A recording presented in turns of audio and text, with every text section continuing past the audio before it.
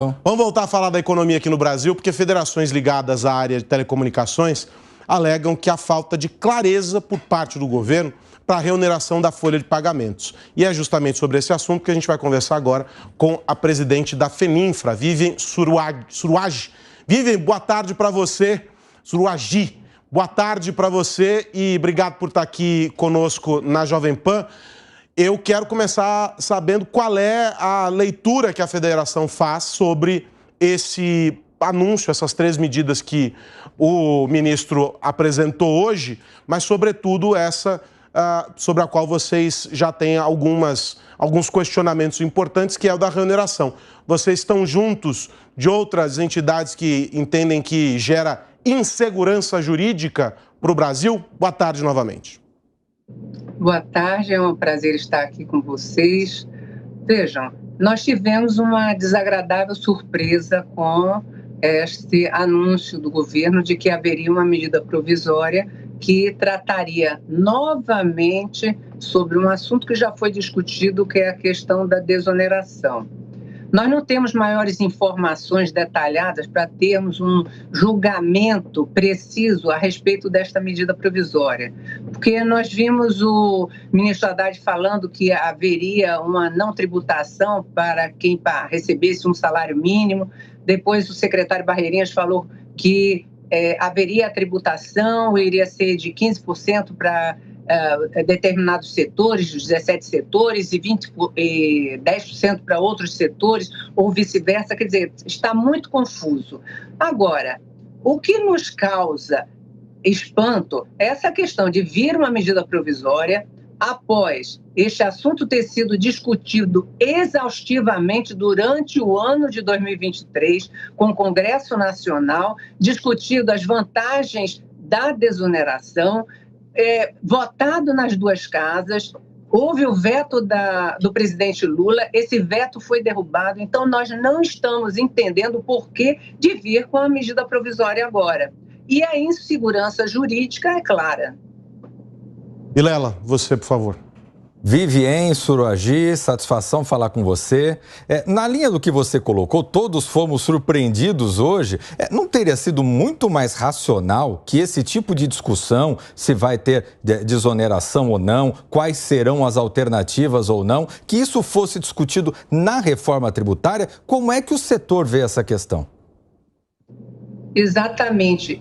Ela sendo discutido, se ela fosse discutido na reforma tributária, estaria de acordo com o discurso do governo, de que nós deveríamos, neste momento, discutir a desoneração. Agora, ou então através de um projeto de lei, onde os três setores, vamos chamar assim, o governo, o executivo, legislativo e as empresas, os trabalhadores, eles pudessem sentar à mesa para detalhar as vantagens, mais uma vez, da desoneração, que cá entre nós, ela é muito conhecida por todo o país, pelo Executivo. O PT votou a favor da desoneração em anos atrás e todo o Legislativo conhece. Então, essa medida provisória, a nosso ver, ela vem para tumultuar. Eu acredito nas intenções do ministro Haddad, ele realmente está preocupado, muito preocupado com a questão das contas públicas, do déficit fiscal, mas desoneração não significa perda de arrecadação, pelo contrário, ela significa arrecadação para o governo, ela sim, significa mais impostos para o governo, né, de PIS, COFINS, imposto de renda, contribuição social, significa emprego, significa investimento das empresas. Então, é tudo de bom e que o governo precisa. E eu não entendo por que é que se prefere pagar R$600, por exemplo, de Bolsa Família, auxílio emergencial, o que seja, do que dar emprego, ter uma pessoa empregada e com carteira assinada. Perna. Boa tarde. Eu queria te perguntar o seguinte, a desoneração, ela vem desde o governo Dilma, em 2011, tá? E é uma medida com um prazo para terminar. Tinha um prazo que acabou sendo prorrogado.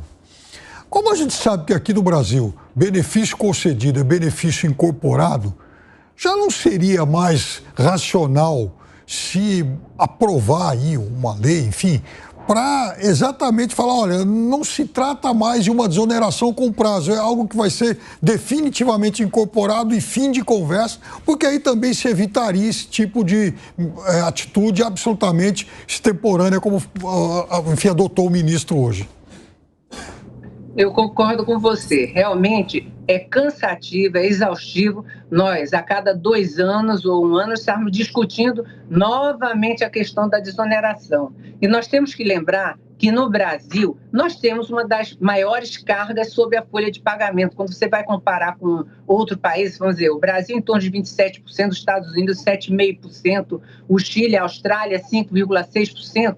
Quer dizer, é muito caro empregar, é muito caro investir aqui no Brasil. E nós precisamos ter uma medida definitiva em que valha para os setores, os grandes empregadores, principalmente, e que incentive o investimento e a empregabilidade. Porém, nós nunca conseguimos, com os governos, ter uma medida definitiva sobre este assunto. E nós concordamos que seria muito inteligente, então, nós passarmos a discutir esse assunto de forma definitiva, agora na reforma tributária ou num projeto de lei. Porém, nós não podemos derrubar a desoneração que foi aprovada pelo Congresso Nacional. Enquanto nós discutimos, nós estamos mantendo a empregabilidade dos setores, inclusive o nosso setor de telecomunicações, em que nós estamos implantando 5G em todo o país, conectividade que é fundamental para o funcionamento de todos os setores da economia, não pode parar. Eu não posso pegar e dizer para os meus trabalhadores, gente, tchau, bênção, enquanto eu estou discutindo essa medida provisória, vocês aguardam até nós chegarmos a uma conclusão. Aí vai dar pau, vai ter problema eventual em telecomunicações, nos serviços, nós não podemos ter essa interrupção. Então, nós precisamos ter, sim, responsabilidade, vir com as medidas no horário certo, discutir nos horários certos, para termos medidas permanentes e confiáveis, e não, novamente, ficarmos nessa insegurança. Vivian, você mencionou o 5G e a implantação dessa infraestrutura, e a gente sabe que o setor ele sofre com a falta de mão de obra qualificada. Um dos grandes gargalos desse setor é empregar profissionais que atendam às necessidades para conseguir entregar o que se espera do ponto de vista da qualidade dessa infraestrutura. Ou seja, já falta profissional qualificado. Os que estão no mercado, eles custam, evidentemente, mais caro, porque se há uma oferta menor do que se demanda, é como a lei estabelece. Tendo em vista esse desenho que se projeta com o anúncio do ministro, lembrando que nós não temos ainda os detalhes, a especificidade, ele fala em uma remuneração gradual, em não retomar patamares que se tinha lá atrás, ou seja, ele diz que não será como antes, mas não diz como será. Tendo em vista esse cenário incerto, já dá para dizer que vai haver um enxugamento de postos dentro do setor? O setor já projeta perda de vagas, por exemplo, ou fechamento de vagas, por exemplo, em função de um novo desenho com remuneração? Infelizmente, sim.